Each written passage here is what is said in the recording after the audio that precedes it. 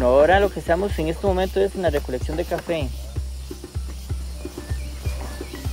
Que queden bien cogidas, bien juntados y nosotros le damos un tiquete para que vayan al costo. Solo coger la calidad, porque eso es lo que quieren ellos, solo el rojo. Nada de verde ni nada de pintón, solo la calidad, solo el rojo. La cajuela está a 400, ¿verdad? Y hay personas muy rápidas, hay personas que cogen 6, 7 cajuelas, 8 cajuelas. Hay personas que se ganan 5.000, 6.000 colones. Eso depende de cómo sea la persona, el peón. Costa Rica has a few large plantations and many small farms which traditionally grow quality coffee. But the farmers' share of what consumers pay is far too little to ensure their survival.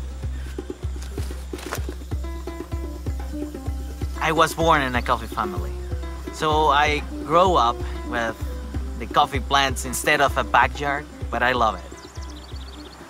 Here in Costa Rica, we have production costs that are close to 90 cents per pound, and the international price is 60. So we can't afford that. So we had to find out better ways to sell our coffee.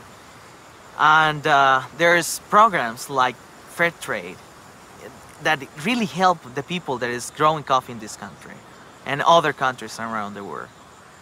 The idea is to eliminate the middleman, the man who is getting richer because of the bad prices. Give a premium to those farmers who have those difficult conditions to produce coffee to improve their lives. Hi, have you heard about the Berkeley Coffee Initiative? The Berkeley what? Coffee Initiative? It's in favor of Measure O. Anybody a Berkeley voter? Do you vote? Coffee. Yeah, have you heard? Oh, would you like to? Oh. Any business in the city of Berkeley that sells coffee has to buy coffee from fair trade growers? It means that all brewed coffee sold within the city has to be organic or fair trade or shade grown. 60s Berkeley was the home of social protest and specialty coffee. Today, a new issue has hit Telegraph Avenue. Instead of free love, it's fair trade, and consumers are being asked to consider how their coffee is grown. Not too much, but then aren't you forcing people to do something that they may not want to do, even though it's the right thing to do? I mean, but isn't that the way we do things in society? We don't ask people to drive the speed limit. We don't ask companies to pay minimum wage. We tell them to. We don't ask companies, hey, could you follow these environmental guidelines? We say, these are the laws. This is what you need to do. But I wonder if everybody knows why they're doing that. Fair Trade Certified is the symbol seen more and more in shops and cafes around the world. It assures the future of the 500,000 small farm growers in the fair trade movement. This is why groups like Global Exchange are advocating for fair trade in coffee. Imagine if your only source of income was once a year, and you had no idea month to month what that was going to be, if it was going to be $300 a year, or if it was going to be $500 for the year, for your total yearly income to feed all of your family, put your kids to school, put food on the table, pay for your housing. So what normally happens is that sometime in the fall, a local person referred to as a coyote will come to these farmers and say, hey, I see that your kids don't have any shoes or that your daughter's sick. I tell you what, I will pay you money up front for your harvest now to take care of your immediate needs if you promise me your harvest when it comes in the future. And they get locked into this cycle of poverty and crushing debt because of this. Many of these farmers got together and formed cooperatives, and by working together gained more power vis-a-vis the market. Then throughout the years they contacted different organizations in Europe, in the United States, in Japan, and different countries, and set up fair trade systems. And what fair trade is then is an international system for assuring that farmers get paid a fair price for their work.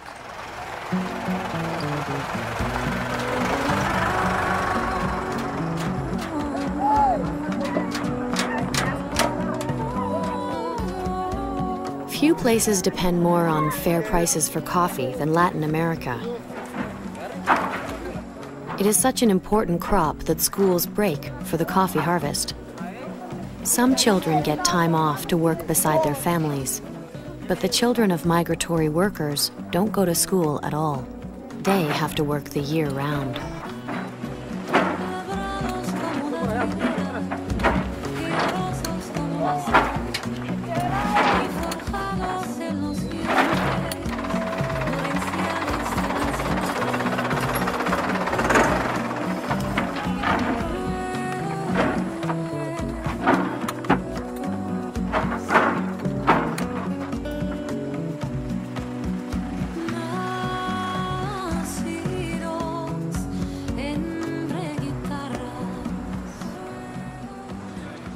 There's no experience like traveling to source.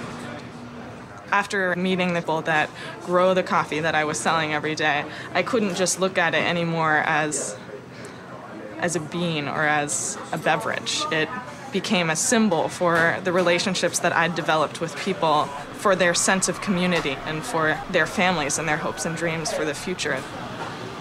One of my missions has become to educate people about coffee and about the people that produce coffee. So it's a great conversation piece when you're making somebody's latte to say, so by the way, do you know that this latte is a fair trade latte? And do you know what that means? And I was in Nicaragua last summer and I met the man who grows this coffee that you're drinking. That's a really cool thing to be able to say to someone. The perfect latte starts with the perfect espresso shot.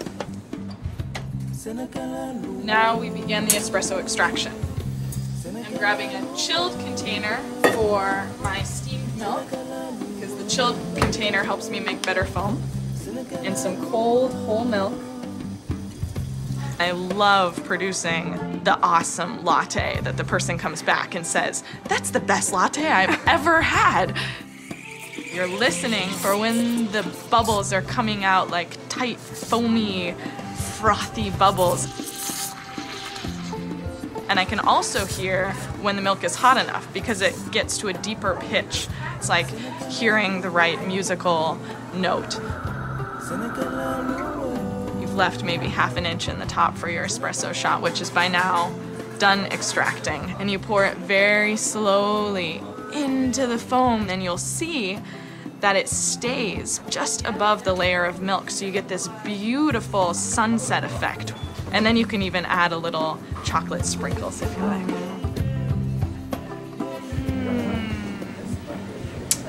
It's perfect. While many might agree on what makes a perfect latte, not everyone agrees that fair trade is the only way to share the wealth. There are a number of alternatives in the specialty industry, including the one being pursued at La Manita. In the 80s, it was becoming apparent that the coffee market was going to collapse. At the same time, I had recognized this new quality awareness in North America where people really were becoming concerned about the quality of the product. So I tried to think of a way to take the coffee and disassociate it from the world price, and came up with La Manita. We took it to the small roasters in North America and delivered the coffee ourselves. A lot of those very first people that we sold to are still clients. Second Cup were very determined to sell a really good cup of coffee, and we made an arrangement to sell them an exclusive of La Manita in Canada. I don't think anyone had ever gone directly to the specialty industry and said, here's a coffee that we grew, it's a fixed price. But the premium is based on getting something of value. Specialty coffee itself is innately supportive of people producing coffee because that premium flows all the way down the chain. You're not going to get anyone to produce great coffee unless they're rewarded for it. If he's not worried about his housing, the health care of his family, he's going to do a good job with the coffee. We pay everyone more money in order to do it right. And that reward is innately ennobling. I have a problem with a lot of the fair traders. I believe that it's essentially cultural imperialism. It's all unsustainable. If the charitable side of it dries up, poof, it's all gone. There's virtually no concern with quality, which is the one thing where you can actually add value to a product so that you can sell it for a fair price. We don't sell fair trade coffee, we sell fairly traded coffee.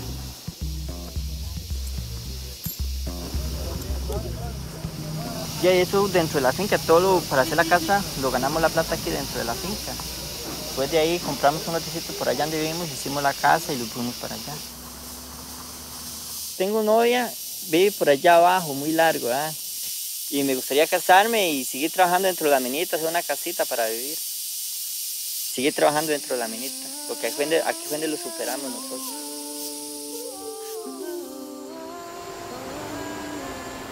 Bill McAlpin rules his paradise like an enlightened monarch with an obsessive attention to quality. But his approach doesn't necessarily work for smaller growers without his vision and international business connections.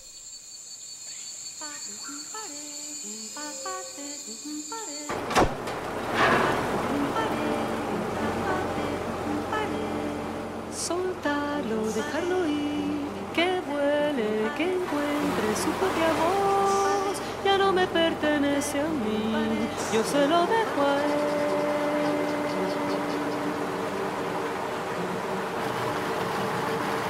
Soltarlo al aire, dejar salir del pecho este sentimiento que en mí murió. Yo ya vi mi sol nacer y hoy vuelve a amanecer.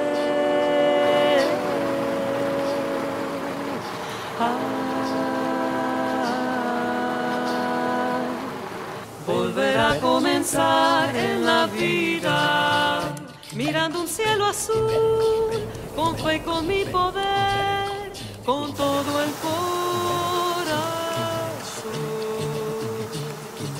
llevando esta canción por la vida. Many people in the specialty industry are familiar with the plight of producers and have actually seen the devastating effects on quality of the coffee crisis. And so they want to make sure that in 10 years from now there will be a specialty industry.